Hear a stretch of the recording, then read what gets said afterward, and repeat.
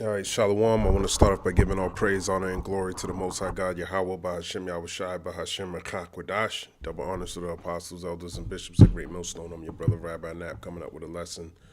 Lord's will, this is edifying to the Lord's elect. I found this on NBC News. It says Russia is providing intelligence to Iran on the location of U.S. forces, sources say. So that's bad news for Babylon, man. Iran might not have all the. We already know, according to Ezekiel, the 38th chapter, that the Lord's gonna Russia is gonna be a guard unto Persia. Let me grab that, and this is a case and example of that actually happening. Ezekiel 38:1, and the word of the Lord came unto me, saying, Son of man, set thy face against Gog, the land of Magog, the chief prince of Meshach and Tubal, and prophesy against him. When you look at Meshach and Tubal, it looks like Meshach is Moscow. The elder just went over this.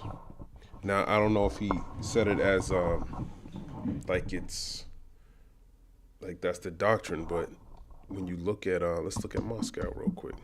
I heard him mention this, so it's good to look these things up because we want to know everything about the scriptures, man. Some people might say you're going too deep, but you got to go deep, man. Because you don't know how this is going to play a key role in prophecy. So I'm looking at Moscow on this map.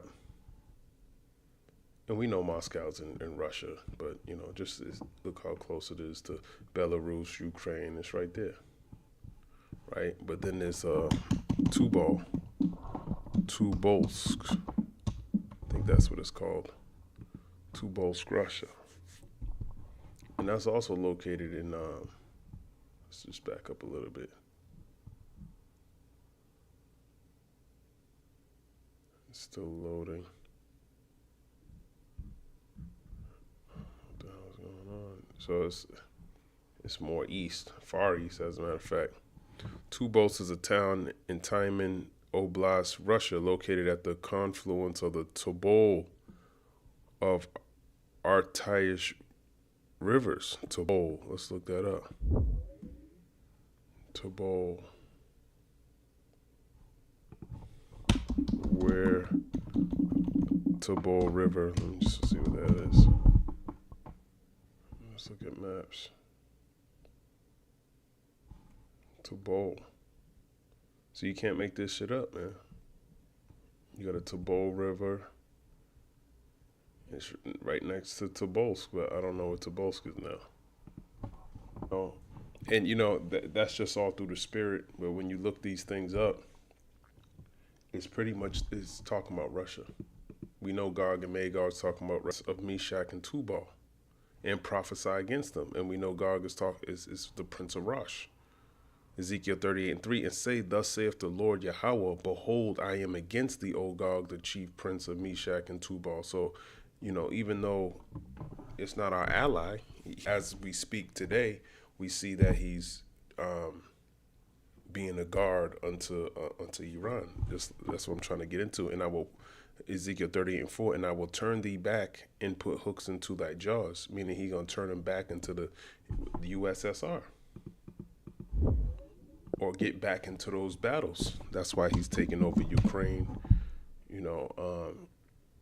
The Union of Soviet Socialist Republics, or Soviet Union, was a prominent communist superpower that existed from 1922 to 1991, spanning Eastern Europe and Northern Asia. Formed after the Russian Revolution, it was the world's largest country, comprising 15 republics. It served as a major Cold War rival to the U.S. until its dissolution into independent states in 1991, and hence why you got NATO. Let's look that up. All right. NATO,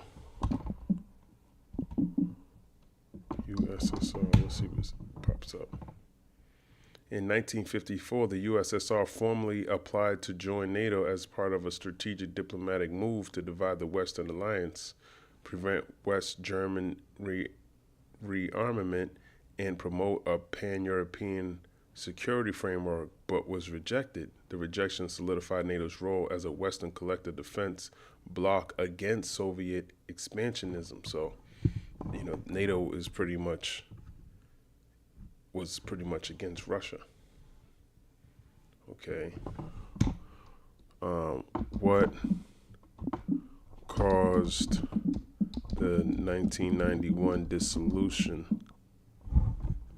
It was caused by a combination of chronic economic stagnation, the financial strain of arms race, intense ethnic nationalism, and the unintended destabilizing effects of Mikhail Gorbachevich reforms, glasnost and perestroika. The failed August 1981 coup attempt by hardliners accelerated the collapse, allowing Republic leaders like Boris Yeltsin to seize power and dismantle central authority, resulting in the Union breaking into 15 independent countries by December 25th, 1991. So it just continued to collapse all the way to the point of where it is now. And the Lord saying, I will turn thee back and put hooks into thy jaws. So now they're coming out of that. All these 15 member states and all that, they coming out of that. They're built up, they got hypersonic missiles. That's the bear. And I will bring thee forth in all thine army, horses and horsemen, and all of them clothed with all sorts of armor, even a great company with bucklers and shields, all of them handling swords.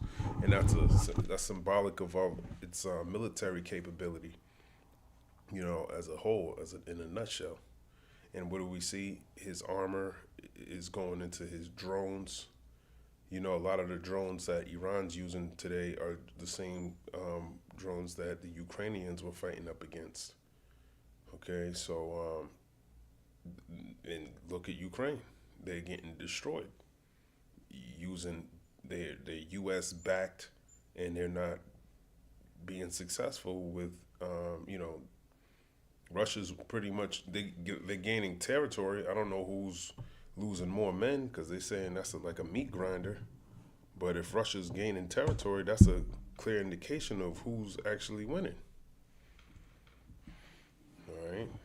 It says Persia, Ethiopia, and Libya with them, all of them with shield and helmet. So Persia, which are the Iranians, all of them with shield and helmet, is a representation of their capabilities. All right. Gomer and all his bands, the house of Togomar of the North Quarters and all his bands, and many people with thee. Now Gomer is Turkey, and Togomar is right where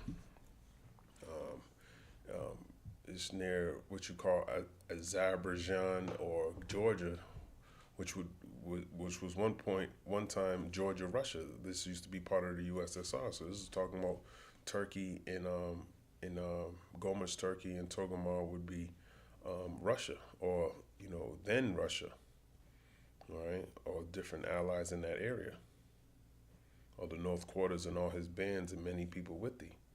So we're starting to see, I was just looking at Azerbaijan. I don't know if I'm saying that right. It borders Georgia.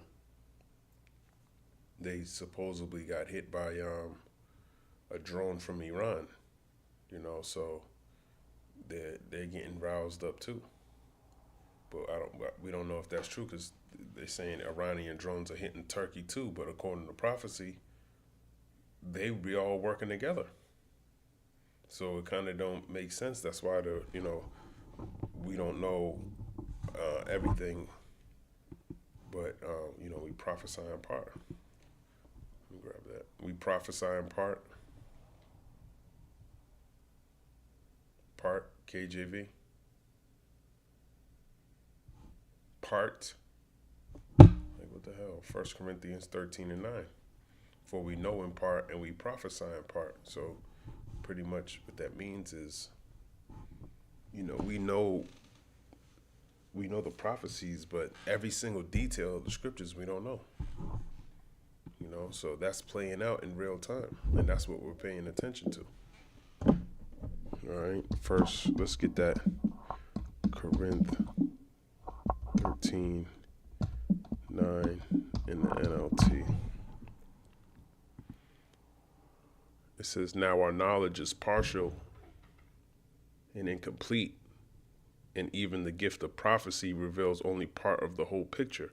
But when the time of perfection comes, these partial things will become useless. So pretty much, we're only part of the whole picture. So we're only seeing a glimpse of it. But as these things start to come to pass, we're starting to see how the Lord is going to fulfill prophecy.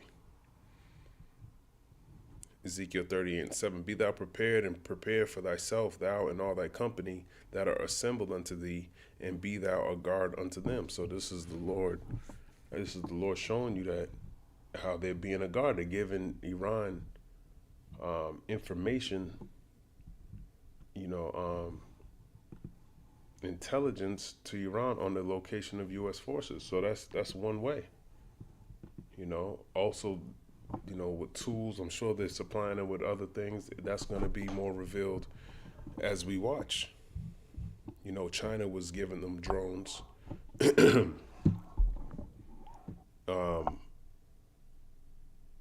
And other types of support, political support, military support. I forgot the guy who spoke on what they were actually doing, because he said he's not going to surrender.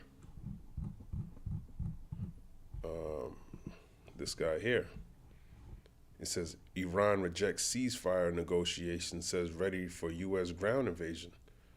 Being demolished like that, why is he talking like that, you would think? Like you getting demolished. As a matter of fact, I got right here, it says 3,000 strikes, 43 ships hit, U.S. operations against Iran by the numbers. The U.S. says it has hit more than 3,000 targets, while Iran has retaliated by launching attacks on a dozen countries. So you got 3,000 strikes hit on you, So it ain't looking good for them. But yet they're telling you he's ready for a U.S. ground invasion. So that's showing he's feeling strong for some reason. Joel chapter 3, verse 9, proclaim ye this among the Gentiles, prepare war, wake up the mighty men, let all the men of war draw near, let them come up, beat your plowshares into swords and your pruning hooks into spears, let the weak say I am strong. So he's saying he's strong. When you tell the U.S. you ready, you getting bombed like that, and you still saying you ready for a U.S. ground invasion, man, that's you saying you're strong. Read a little bit of this. Russia is providing intelligence to Iran on the location of U.S. forces in the Middle East, a boost for Tehran as it launches missile and drone attacks on American bases and other targets in the region, according to 4 sources with knowledge of the matter. And that's some high-level intelligence. I mean, if you're getting bombed to smithereens, your radar systems are done. Maybe other, who knows what else he's blowing up, what other technology or that you need so you can defend yourself or find out other targets. He's blowing up all your equipment, so it just makes you think how valuable Russia is to these other countries. The intelligence assistance from Russia could help Iran locate American warships, radar, or other communication systems, and they just blew up $1 billion radar system. I'm sure that was very high level, but for them to get that information, I'm sure they probably knew they, had other things, but Russia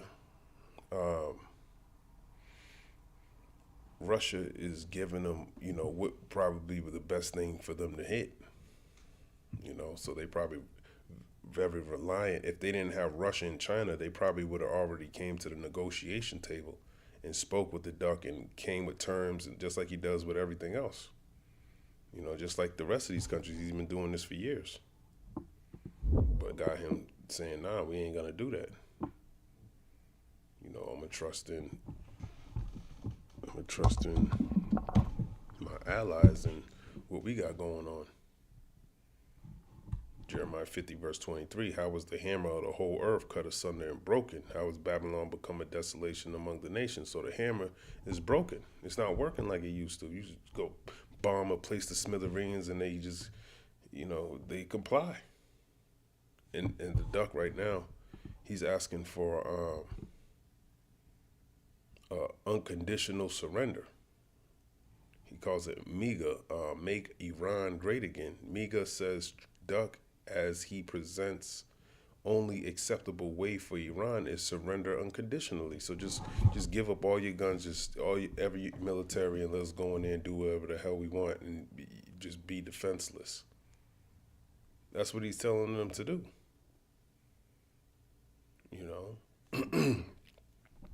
And that's the last thing you want to do. Look at he's allied with people that, look how they treat the Palestinians. So you're gonna surrender like that and just be defenseless? Look what he's doing to defenseless people. So you pretty much asking to you're welcoming what happened in Palestine on your own people.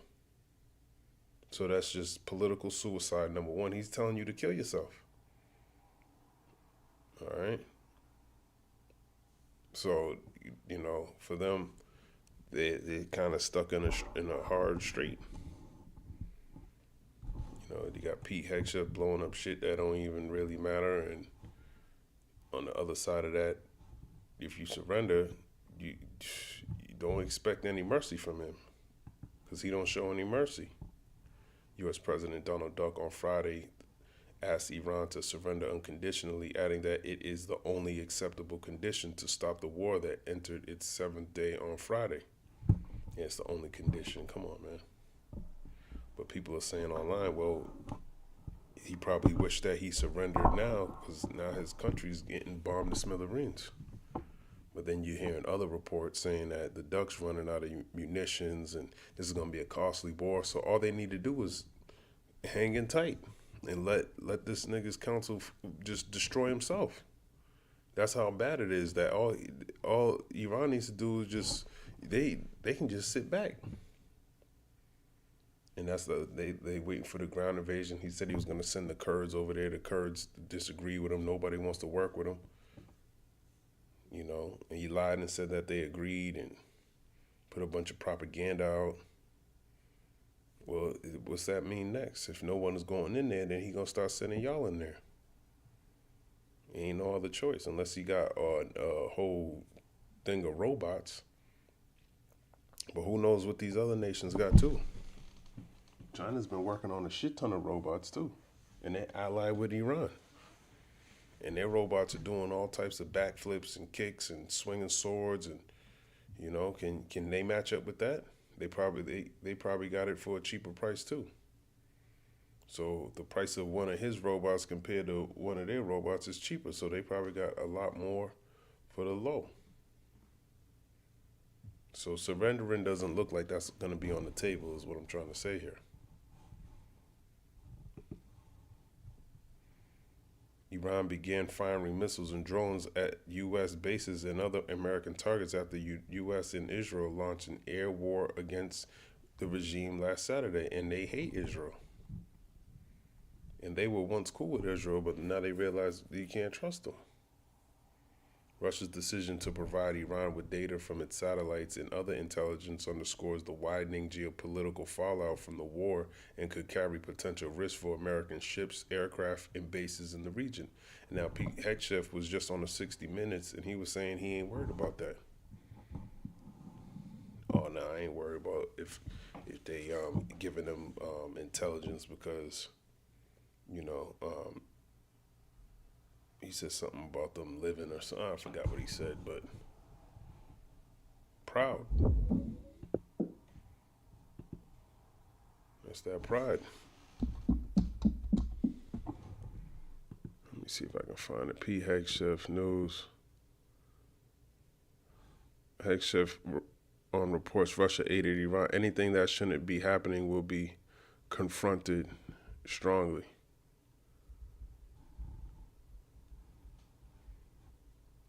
Let me see if I can see what it gives me. I'm not signing up for anything. This is Defense Secretary Pete Hegseth said that President Duck is well aware of who's talking to who. He added, though direct conversations or indirect, though him one-to-one, through his cabinet messages definitely can be delivered. We're putting the other guys in. Oh, this is what he said. When asked whether Russia's involvement puts U.S. personnel in danger, Hegseth said, "We're putting the other guys in danger, and that's our job. So we're not concerned about that. Dot, dot, dot. But the only ones that need to be worried right now are Iranians that think they're going to live." And that's pride, man. The only ones should be worried are Iranians. You're not worried about the Russians retaliating on their behalf? I think Americans got something to be worried about if you keep attacking them. You know? But that's how they reporting. So people are, they on that, they're being gassed up. Especially when scriptures tell you about the bear. Let me grab this. In Revelation.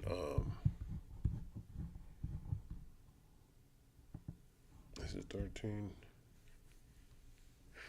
Yeah, Revelation 13:2. And the beast which I saw was like unto a leopard, and his feet were as the feet of a bear, and his mouth as the mouth of a lion, and the dragon gave him his power and his seat and great authority.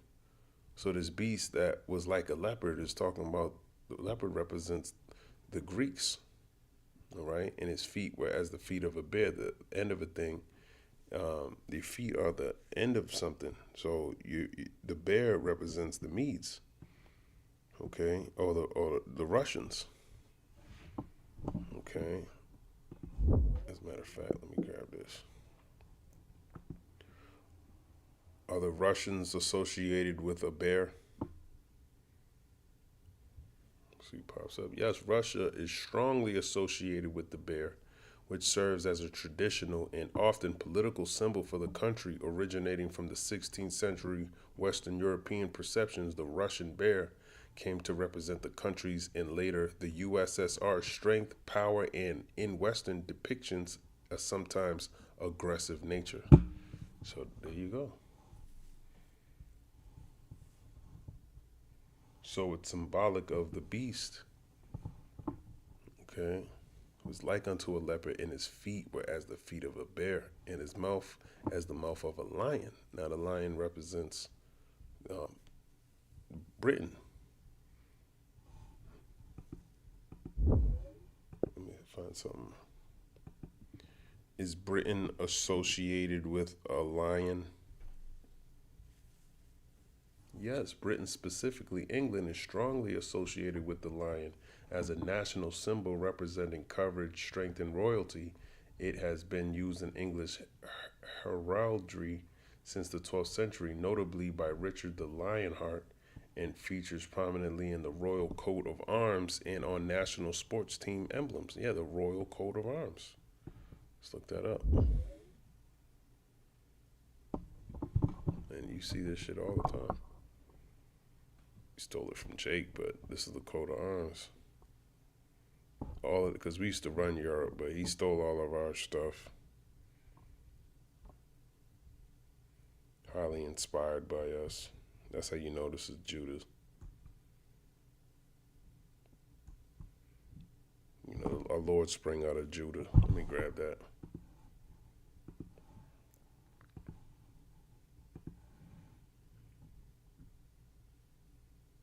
And the sign for Judah is the lion. Hebrews 7 verse 14, for it is evident that our Lord sprang out of Judah, out of which tribe Moses spake nothing concerning priesthood. So the Lord sprang out of Judah. Okay, that's why they call him the Lion of the tribe of Judah.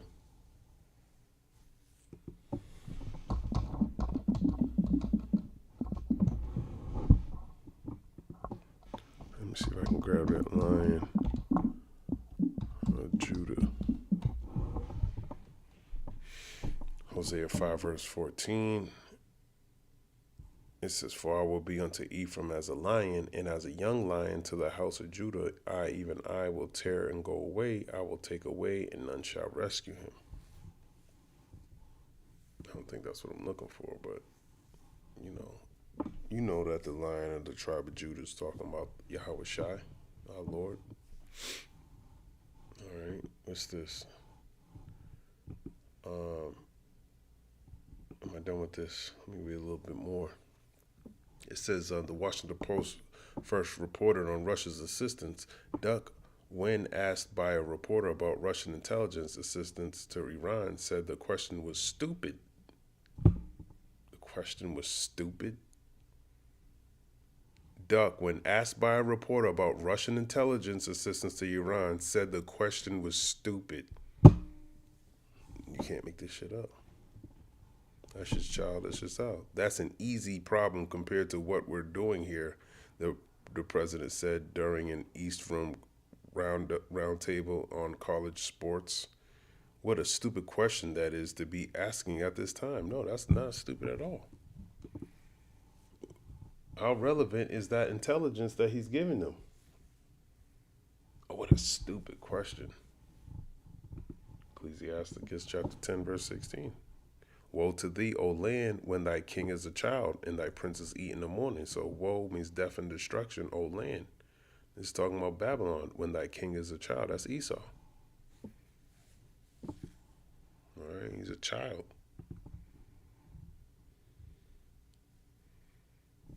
Okay.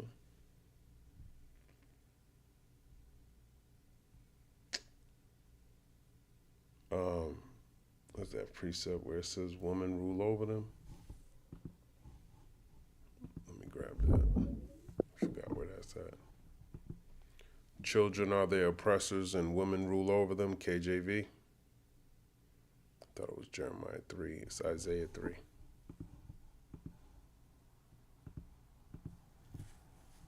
Because that's what's going on. As for my people, children are their oppressors, and that's Esau. He's a damn kid. That's stupid. Just that's a childish answer to something that's actually relevant. You know, you want to consider everything, and you want to give, you know,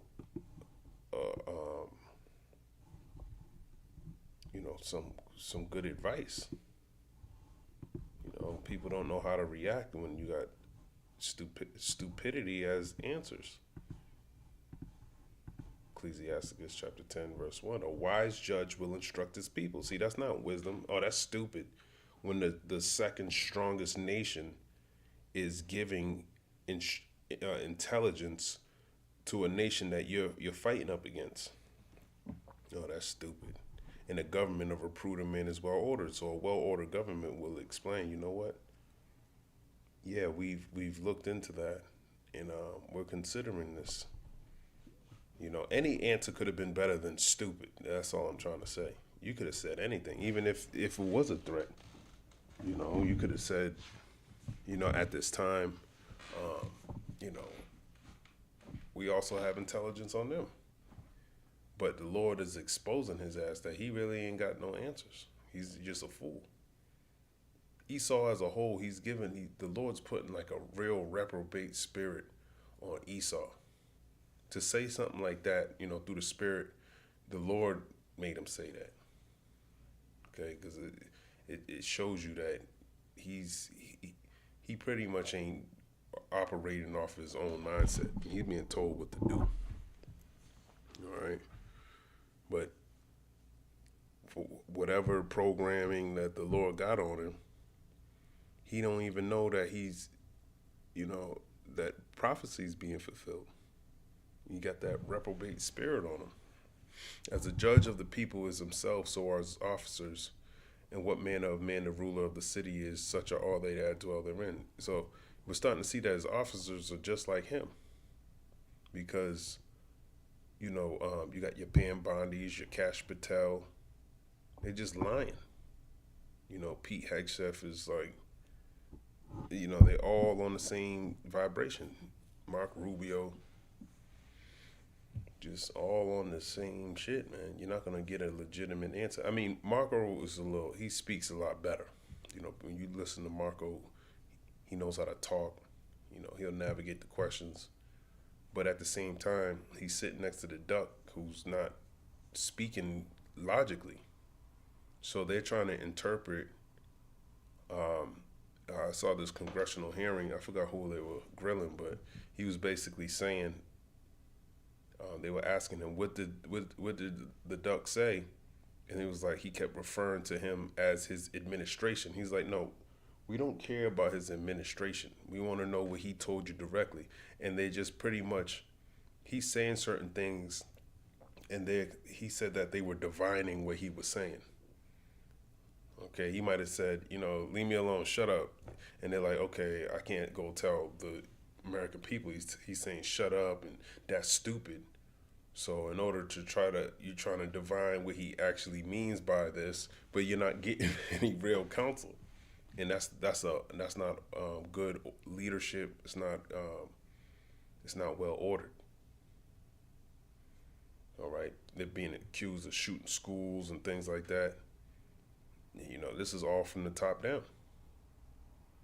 An unwise king destroyeth his people. Ecclesiasticus 10 verse 3. So now, if you're not giving them good instructions on what to do in certain situations, you open up the door to make mistakes. This is why, when it comes to Yahweh by Hashem Yahushua, at least he's giving you all the instruction that you need. And what you don't have, you can receive it just through the Spirit. You might not know every single precept. It's not about that. It's just being diligent, as you're seeing what's going on in the world. Lord can just be, could be blessing you just from your labor. It's nothing for a download for him to give you the wisdom that you need for whatever specific moment in time that you need. Okay, but through the prudence of them which are in authority, the city shall be inhabited. So prudence goes into your foresight. So if you foresee the future, just through wisdom, you can avoid destruction. That's why wisdom is stronger than weapons of war. Like it tells you in Ecclesiastes 9 verse 13. Let me finish this. Isaiah 3 verse 12. As for my people, children are their oppressors, and women rule over them. O my people, they which lead thee cause thee to err, and destroy the way of thy path. So Esau is destroying, he's causing you to err because you're following him. All right? Your leader is Yahweh by Hashem Yahushua. He's the one that's giving you instruction. He set up pastors that you could, they'll feed you with wisdom and knowledge. Like it tells you in Isaiah, it's Isaiah 3 verse 15. I'm not sure though. Ecclesiasticus 10 verse 4. The power of the earth is in the hand of the Lord, and in due time he will set over one that is profitable. And that's talking about our Lord Yahushua. All right. We're going to set him up and be in joint heirs with him. We get to rule with him. All right. Yeah, so this dude's out of his mind, man. Oh, I'm already here. No, it is Jeremiah 3 verse 15. And I will give you pastors according to my heart, which is his mind, which shall feed you with knowledge and understanding. So they're going to feed you with knowledge and understanding. That's your teachers. And you need to be fed with the right knowledge and understanding, because that's going to be the stability of the times.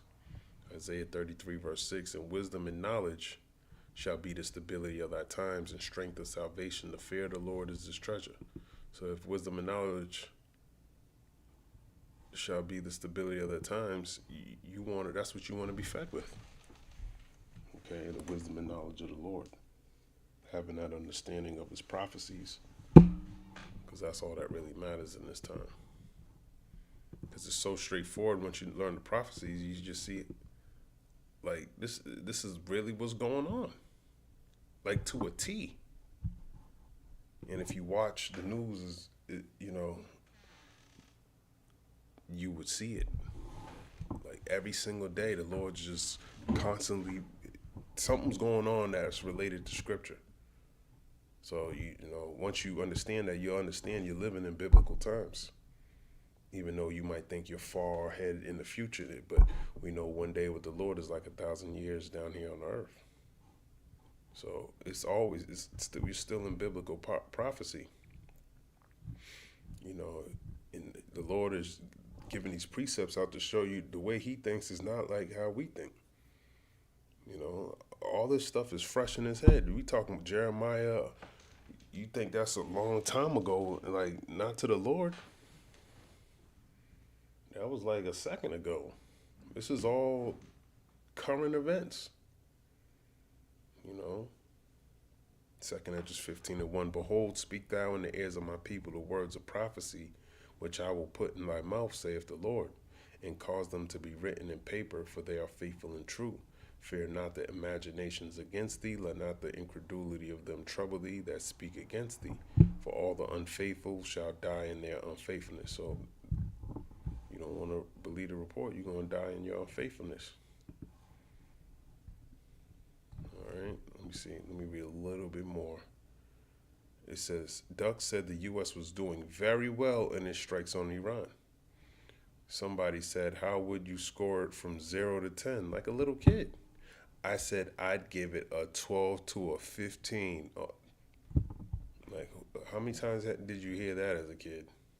You might be talking about a girl like, damn, she look good. What do you, out of 1 out of 10, what does she look like? Oh, she's like a 12 or 15. Like, you know what I mean? That's just like, it's just childish. Their army is gone. Their navy is gone. Their communications are gone. Their leaders are gone. 2 sets of their leaders are gone. They're down to their 3rd set. Their air force is wiped out entirely. Think of it, he said. But yet, he's saying all of them are gone. But they're saying Iran rejects ceasefire. Negotiations. They don't even want a ceasefire. But they're gone already. But they can still negotiate on a ceasefire. Says ready for U.S. ground invasion. So that's a conflict of what he's saying. They're ready for a U.S. ground invasion. You saying everything they got has been wiped out. Then why are you still bombing them? Why do you have to put U.S. ground troops on the ground? Why were you trying to send the Kurds in there? Why don't you go in there like you did with Venezuela and, you know, go take their gold like you doing over there in Venezuela. It says 1,000 kilograms of Venezuelan gold headed for U.S. markets. Report reveals massive deal brokered by Duck officials. So why don't you do what you're doing over there? The deal requires Venezuelan mining company Minervan to furnish 650 to 1,000 kilograms of gold door bars to Trafigura, according to a report. So they got all this gold coming from Venezuela. And she's happy too. She's happy, man. I don't know how that's good for her country. I guess you don't get bombed, but you storing that all up for the James 5.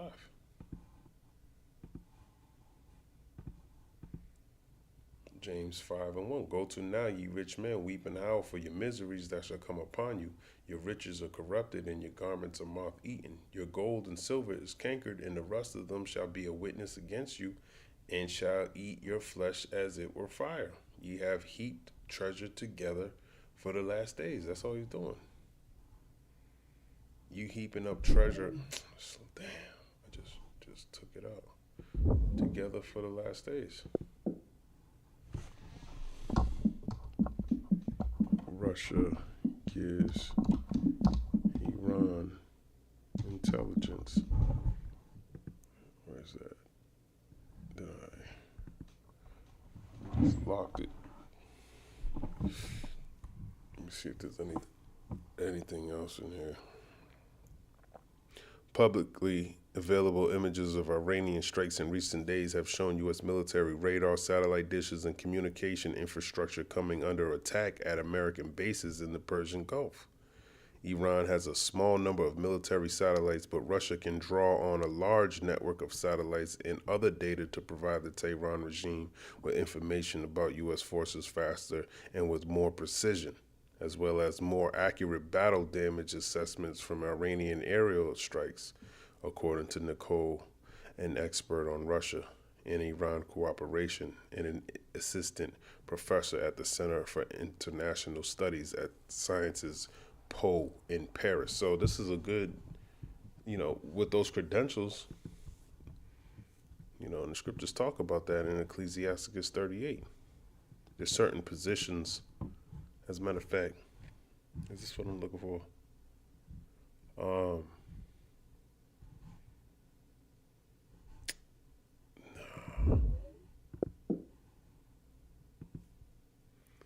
Scripture in Ecclesiasticus that says, take counsel from those who are wise.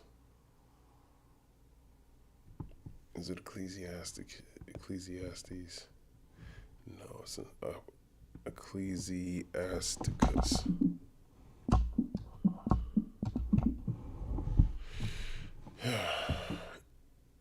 Yes, I think it's 37. Let's go there.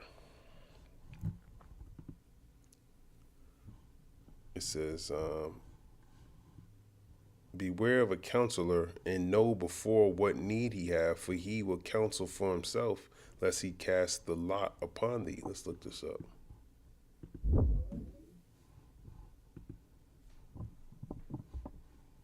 Okay, that's not giving me anything.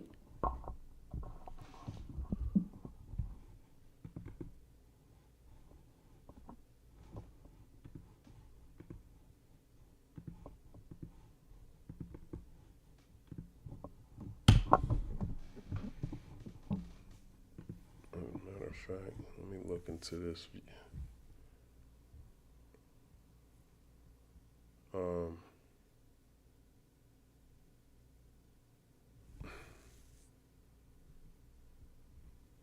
Yeah, this is it says,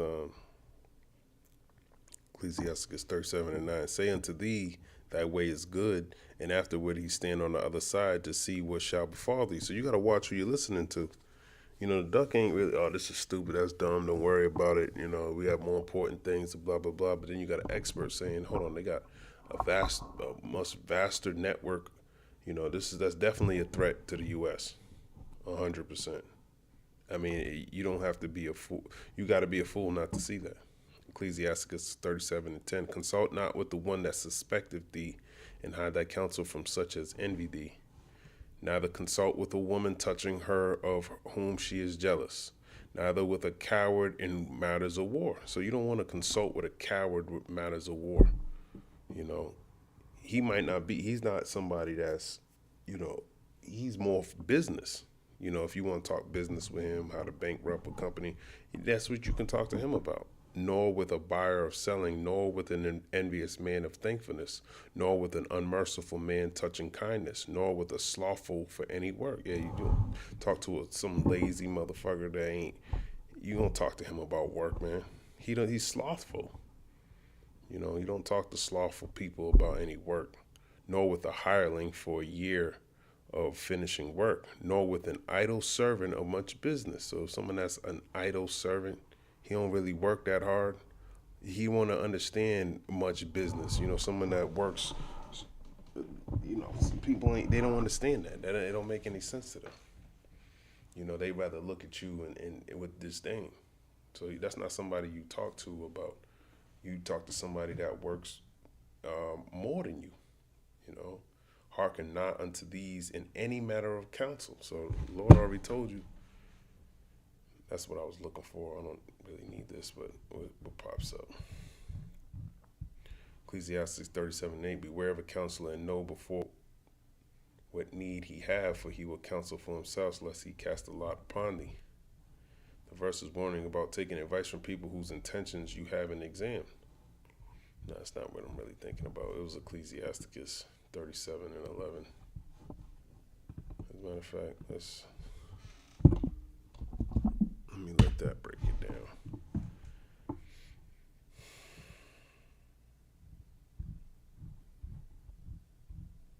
The verse teaches discernment about who you take advice from. The point is that people tend to counsel according to their own nature and interests. And that's what the duck is doing. He wants you to be stupid as hell like him, you know, so he can continue to do stupid shit.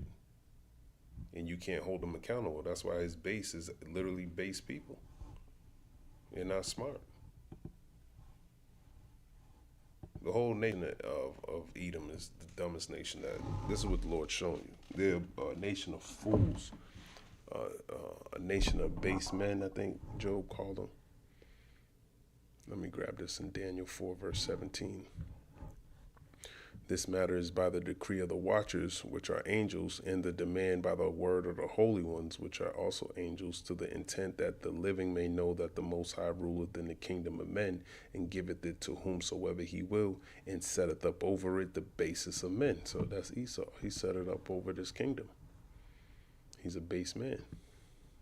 Job chapter 30, in verse number 8, they were children of fools, yea, children of base men. They were viler than the earth, and this is why they vote for vile men. And they'll uphold them all the way up to the end. They're the base people. Stupid. They don't believe in the Lord. Just dumb. And that's why the Lord's going to confound them. That's why they're not going to have a kingdom. That's why they're going into slavery. 1 Corinthians 1 verse 21, for after that, in the wisdom of God, the world by wisdom knew not God. It pleased God by the foolishness of preaching to save them that believe. So it's a foolish thing to preach, but we can save those that believe. Okay. Am I done with Russia? Yes. You're through. Russia's done. What's this Miga thing about? Unconditional surrender. There will be no deal with Iran except unconditional surrender, Duck wrote on his Truth Social platform. Meanwhile, Israel carried out strikes on targets in Tehran and Hezbollah positions in Beirut, Lebanon. Defense Secretary P. Hexter said that U.S. strikes against Iran were about to surge dramatically. So when do you surrender? If they're surging. Make Iran great again. Duck said that following any surrender or submission by the Islamic Republic, the U.S. and its allies would work to bring Iran back from the brink of destruction, making it economically bigger, better, and stronger than ever before. Sure. He said this would be contingent on the installation of what he called a great and acceptable leader. Make Iran great again, said Duck, as a phrase on his Make America Great Again slogan during the presidential elections. Yeah, is this making Venezuela great again, taking all this gold from over there? You're going to set somebody up? She's silly, man. The state-owned mining company of Venezuela has linked a multi-million-dollar deal with the Duck administration to sell 1,000 kilograms of gold to U.S. markets. Axios reporter, according to two people cited by Axios, the deal signed on Monday will sell up to 1,000 kilograms of gold door bars to commodities trader Trafigura for the U.S. market. The deal comes weeks after U.S. President Donald Duck ousted Venezuelan Maduro by capturing him in an alleged drug case, thereby destabilizing the government in that country and taking de facto control of its oil reserves. The latest deal indicates a strengthening bond between the U.S. and Venezuela and a tightening of commercial ties between the two countries following Maduro's capture. Well, it sounds like you're getting strong-armed over there. Yeah, this is great. You think he's paying for that? I doubt it. And that's the same thing that's going to happen in Iran if they're that stupid to let that happen to them. Why didn't you just use the discombobulator like you did in Venezuela? Why you got to do all these extra airstrikes and, what's the point of all of that? President Duck predicts imminent fall of Cuba, taps Marco Rubio to handle friendly takeover. So Marco Rubio, he's a Cuban. I think he's trying to set him up. Trying to make Cuba the 52nd state, or 51st state. And set him up as the president over there. President Donald Duck has his sights on Cuba, claiming during a Friday, March 6th interview that the island nation is going to fall pretty soon. They want to make a deal so badly, the commander-in-chief told Dana Bash, so I'm going to put Marco Rubio over there and we'll see what works out. This January, the 79-year-old president approved an executive order slapping tariffs on imports from nations that supply or sell oil to Cuba, a communist state. Cuban Foreign Minister Rodriguez slammed the move, which risked worsening the country's energy crisis, saying it threatened to subject citizens to extreme living conditions as reported by People. Cuba's ready after 50 years, Duck said to CNN. I've been watching it for 50 years and it's fallen right into my lap. His comments come after previously telling White House reporters a friendly takeover of Cuba could be in the works, with Rubio, 54, leading the charge. Duck had allegedly Secretary of State was already in negotiations with the Caribbean country's government. They have no money, he insisted, per people. They have no anything right now. And you're going to give, I'm sure they have more, you want something from over there.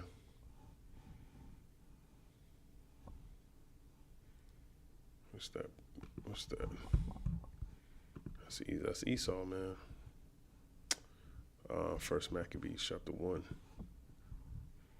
In verse 1, and it happened after that Alexander, son of Philip the Macedonian, who came out of the land of Chittim, had smitten Darius, king of the Persians and Medes, that he reigned in his stead, the first over Greece, and made many wars, just like Esau, and won many strongholds, and slew the kings of the earth, and went through to the ends of the earth, and took spoils of many nations, and so much that the earth was quiet before him, whereupon he was exalted, and his heart was lifted up. And that's where Esau is right now, doing the same shit, taking shit over, got gold reserves coming over here, got all this shit, right?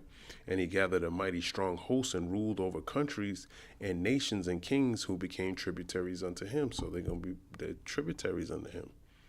And after these things he fell sick and perceived that he should die. Wherefore he called his servants, such as were honorable and had been brought up with him from his youth, and parted his kingdom among them while he was yet alive. So Alexander reigned 12 years and then died. And his servants bare rule, every one in his place. And after his death they all put crowns upon themselves. So did their sons after them many years, and evils were multiplied in the earth. So they all put crowns upon themselves, man. It's like, I was thinking of another precept too. I think it's in Jeremiah or Isaiah.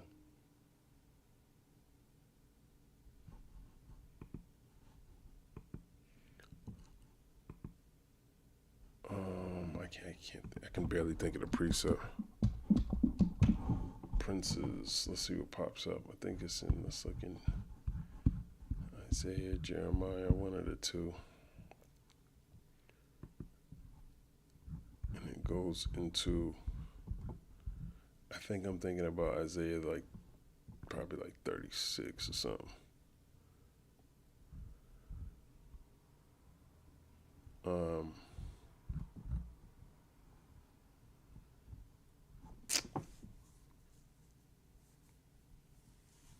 I forgot.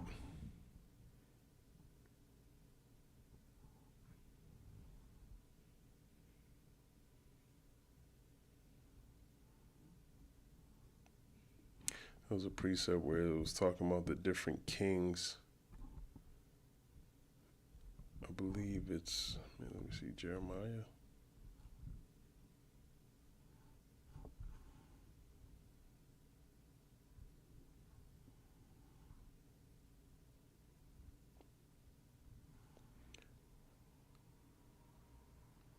I forgot where it is.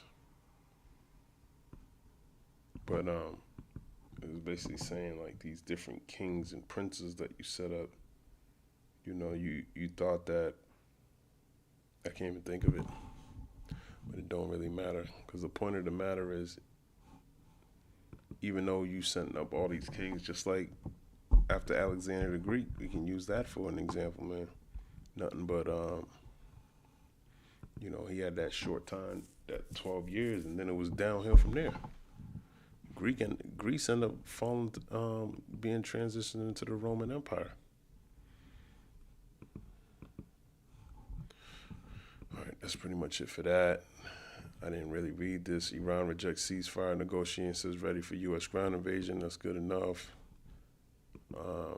Iran's exiled crown prince touts himself as future leader. Is this what Iranians want? Probably not. They've been thinking about this dude. After the killing of Supreme Leader, the Islamic Republic is facing its greatest political crisis since its inception, with U.S. President Donald Duck urging Iranian protesters to overthrow the regime amid Israeli and U.S. strikes. He was supporting that shit too. Iran has announced transition plans, including the formation of an interim leadership council. He just said yesterday he's going to choose who's going to rule over them over there. But the president, the head of the judiciary, and a jurist from the Guardian Council, the body that oversees legislation and vets electoral candidates. However, talk of a future Iran after the fall of the Islamic regime has grown increasingly fervent in some quarters, and buoyed by cries heard during some of the protests in Iran of "Long live Shah," the former monarch of Iran. The voices of royalists in Iranian diaspora are everywhere. That sounds like bullshit. I call bullshit on that. Because people were going to the U.S. Embassy in solidarity with Iran.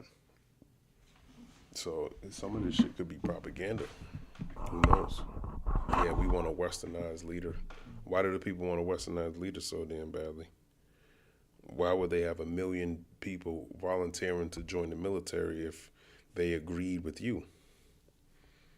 Yeah, they just want somebody that just bombs their place up and just changes their government. And come on, man, you just don't be stupid, man. U.S. asks Ukraine for help fighting Iranian drones, Zelensky says. So why is U.S. asking Ukraine for help? Oh man, for help in fighting those Iranian drones, because those Iranian drones are copies of the Russian drones Zelensky's fighting. And look how effective they are. Now the world's seeing Ukraine's they ain't doing too good. Why would you want to, I heard somebody say something about, you give a country all this money to fight up against a country you don't like. Now you're asking that said country to help you in a different area. It sounds like some money laundering type bullshit. The U.S. has asked Ukraine for help defending Gulf allies against Iranian drones. According to President Zelensky, he said Ukraine's partners had been reaching out and there had been requests from the American side. They gave him everything he has. Now they're asking him for help. Zelensky said he had given instructions to provide the necessary means and ensure the presence of Ukrainian specialists who can guarantee the necessary security. You can't even secure yourself. Why would you take counsel from someone like that? Just like it tells you in Ecclesiasticus 37 and 11. If anything, you should be talking to the Russians, because they got drones hitting them too, and they knocking those drones down too. Asked about the Ukrainian offer, U.S. President Donald Duck said, "I'll take any assistance from any country." Earlier, Zelensky had made clear Ukraine would help on condition that its own defense was not weakened and that there were diplomatic gains for Kiev. He suggested in particular that Ukraine would be willing to swap its interceptor drones for more U.S. Patriot air defense to protect against Russian ballistic missiles. The war in the Middle East has raised fears Ukraine could suffer if its allies are distracted by the conflict. There have also been concerns about a potential shortage of interceptor missiles and Russia benefiting from rising oil prices, the proceeds from which are a key source of funding for its war effort. That's right. These gas prices are going up. Definitely benefits Russia. As a matter of fact, I just saw some news that India got the okay from America to buy Russian oil while this is going on. But it also goes to show you that if Ukraine ain't, if all these different war efforts, well, it's going to make it hard to supply Ukraine. And, what about Thailand? It's just a chain reaction of a bunch of different shit. And there's nothing you could do about it because the Lord told you he was going to do this. It's not to really get all into all the news and shit. The Lord said he was going to cause famine, and he said there was going to be wars and there's going to be rumors of wars. But it's funny just watching it because it's like, You can't make it up. You can't make this shit up, man. But why would you want to contact somebody who's losing a war to help you win? Or you don't ask the loser to how do you win a battle. I would ask the one that's actually winning. Zelensky has acknowledged these risks, but also seems keen to take advantage of the crisis to further Ukraine's national interests. He has spoken to counterparts across the Gulf in the UAE, Qatar, Bahrain, Jordan, Kuwait, and is promising what he calls concrete steps to help them defend their military bases and civilian infrastructure from Iranian. That shit's funny to me. Yeah, I'll help you out. Bullshit. This nigga's being accused of some other vile shit. It says, according to one of the three memos, the unnamed woman told FBI agents during an interview that she was introduced to Duck by Epstein in the 80s when she was a teenager. The woman accused both men of sexually assaulting her when she was between 13 and 15 years old. So, no wonder why they're buddies. Buddy. Evangelical leaders return to Oval Office to pray over Duck. Look at these people. Look at these people. You people are silly.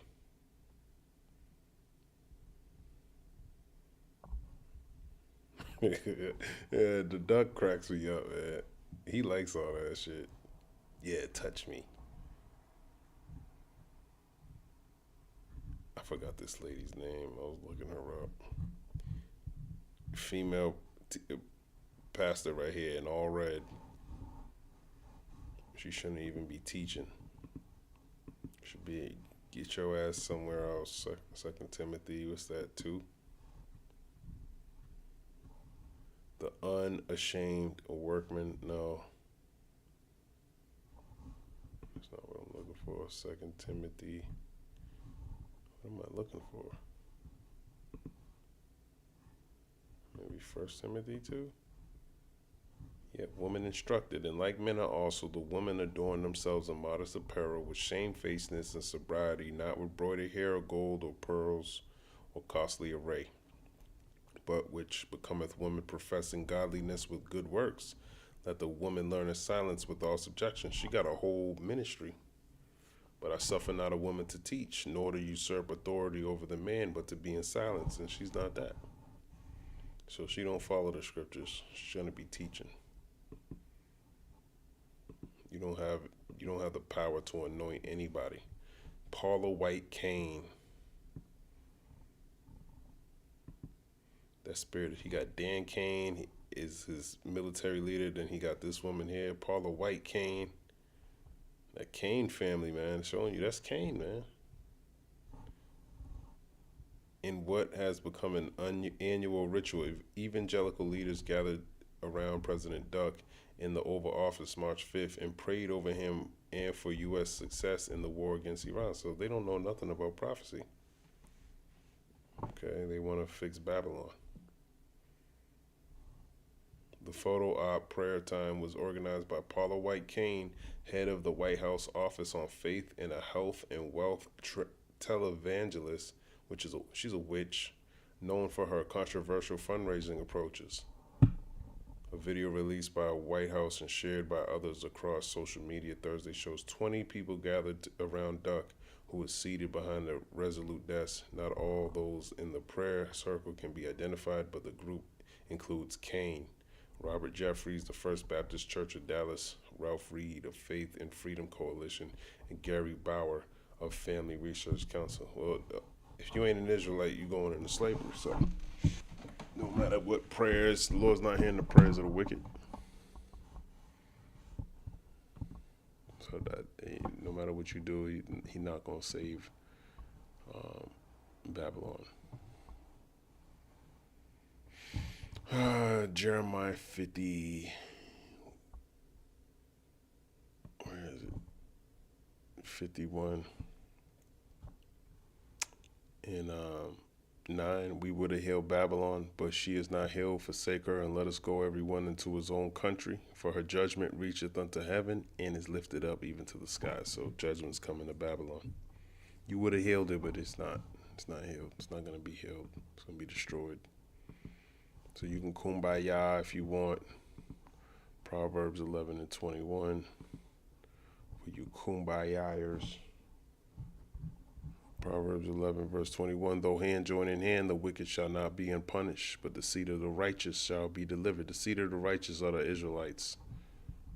It doesn't say the seed of the wicked. All right. Exodus 20. And I forgot, thou shalt not suffer a witch to live. Where is that? It's in Deuteronomy. No, it's Exodus 22 and 18. Thou shalt not suffer a witch to live. So you witches that are out there divining. She went in the office. She said, wherever I go, this is holy. If I declare it holy, it's holy. That's what she was saying. This lady here in the all red.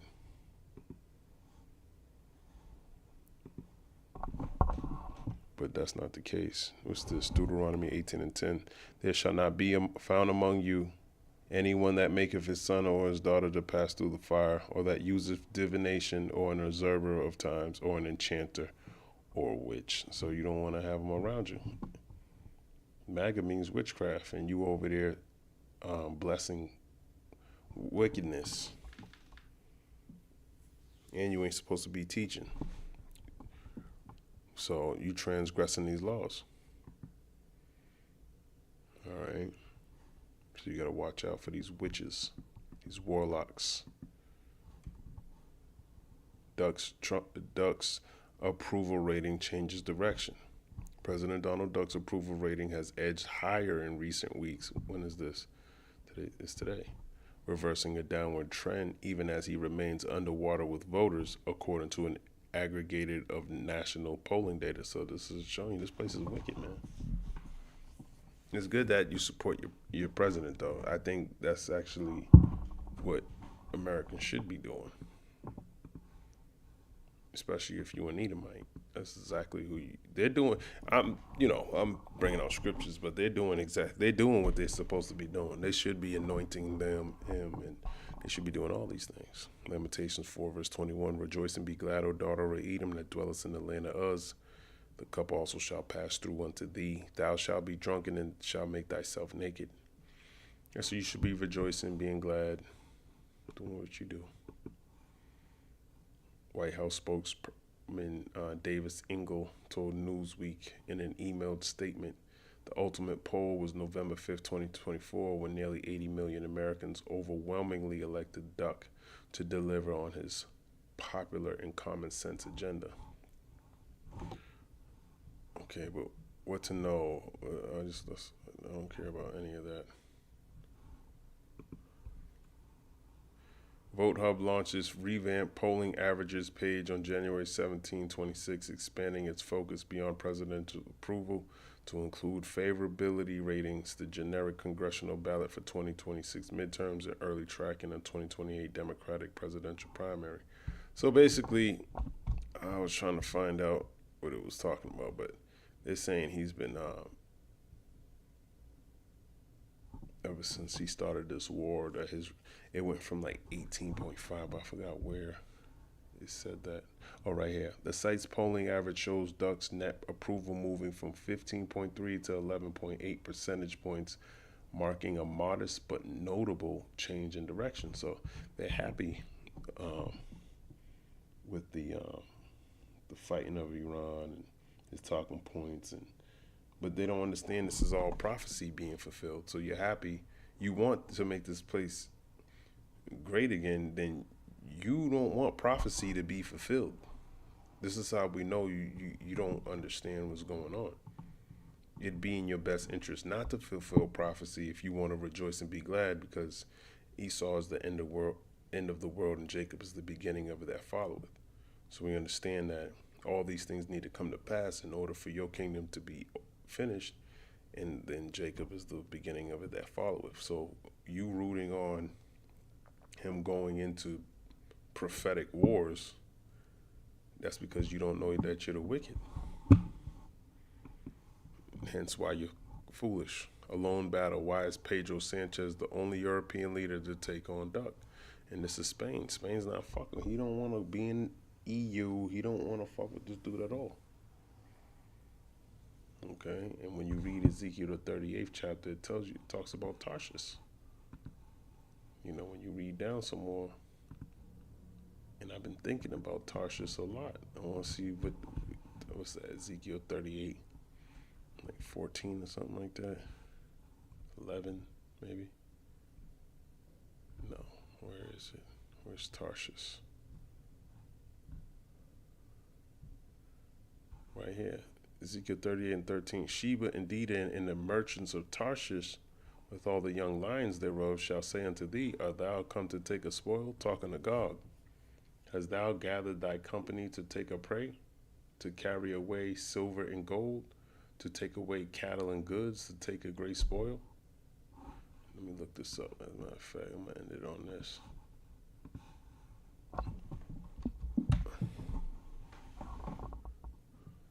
I think I already did this before, though, but I forgot. Sheba, a people descended from Seba, which would be Arabian region. I think Sheba's in modern-day Yemen. Dedan is northwest Saudi Arabia, last time I looked. A wealthy maritime trading power known for his ships and commerce. Young Lion, smaller allied nations or offshoots, powers connected to Tarshish. Spoils less prey, wealth taken after conquest. In Ezekiel 38, the prophet describes the invasion led by Gog from the land of Magog against Israel in the latter days. A large confederation of nations comes against the land of Israel. These nations are observing the invasion, so they're seeing what's going on with Iran and Russia. Sheba, Dedan, and the merchants of Tarshish are not the invading army. Instead, they question Gog's motive. They say, art thou come to take a spoil? Meaning they recognize the invasion is about plunder and wealth. The invasion is about resources. The verse lists what Gog wants. Silver and gold, cattle, goods, great spoil. This shows the invasion is economic and strategic, not just militarily. Well, you look at the Strait of Hormuz. The Duck not the only one that has interest in that area. The whole world does. The land is being attacked because it has wealth and resources. Young lions of Tarshish. The phrase young lions can represent offspring nations or allied powers connected to Tarshish. Some interpreters associate Tarshish with ancient maritime trading powers whose offspring nations continue their influence. Tarshish is Spain. The idea is that these powers observe and question the invasion, but they are not the main attackers. Okay, in this prophecy, certain trading nations recognize Gog's invasion is about taking Israel's wealth, and they question the motive behind the attack. They question the motive behind the attack. Okay, so some of these Arab nations are starting, probably Arab nations that are aligned with Israel. Like Dedan is northwest Saudi Arabia, so who knows? Maybe they starting to think, maybe I should click up with the dragons of Arabia. Who knows? But I'm going to end it